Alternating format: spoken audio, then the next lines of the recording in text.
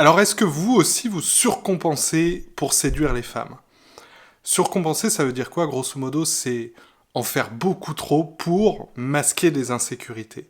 C'est quand on compense exagérément notre manque d'estime de soi. Il faut savoir qu'entre l'époque où j'avais peur de séduire et celle où j'ai commencé à avoir beaucoup plus de succès avec les femmes, je suis passé par une phase que j'appelle narcissique, qui a duré plusieurs années où je me biberonnais aux vidéos sur la séduction.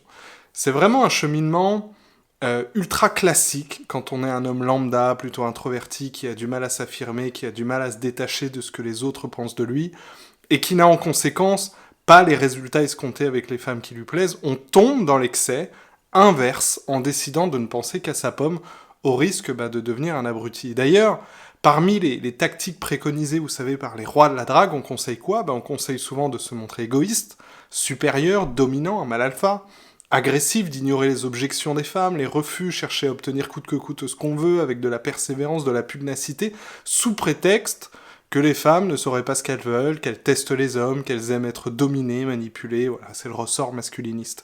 C'est-à-dire que plutôt que de faire un vrai travail sur soi, on préfère prendre un espèce de raccourci consistant à simuler son côté needy, sa dépendance affective, ce qui se solde généralement, j'en suis la preuve, par un échec cuisant.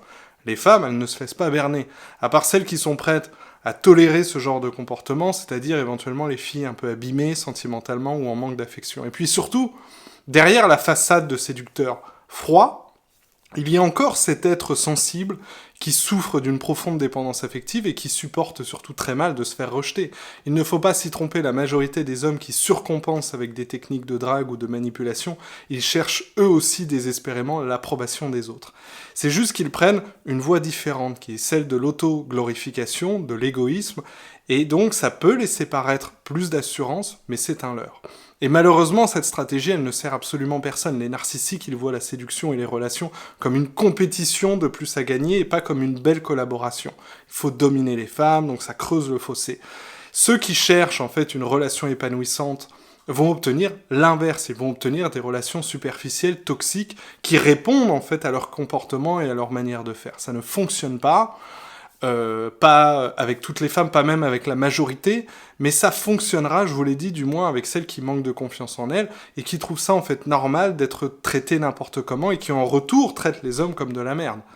Voilà, j'espère que j'ai été plus clair sur ce concept psychologique de surcompensation. Si vous voulez vous apprendre à attirer les femmes qui vous plaisent sans faire les choses faussement en misant à fond sur l'authenticité de votre personnalité, je vous recommande chaudement ma formation masterclass. Elle est encore gratuite et accessible dans la description. Sinon, vous pouvez mettre un petit like, partager ou même vous abonner à ma chaîne. Ciao!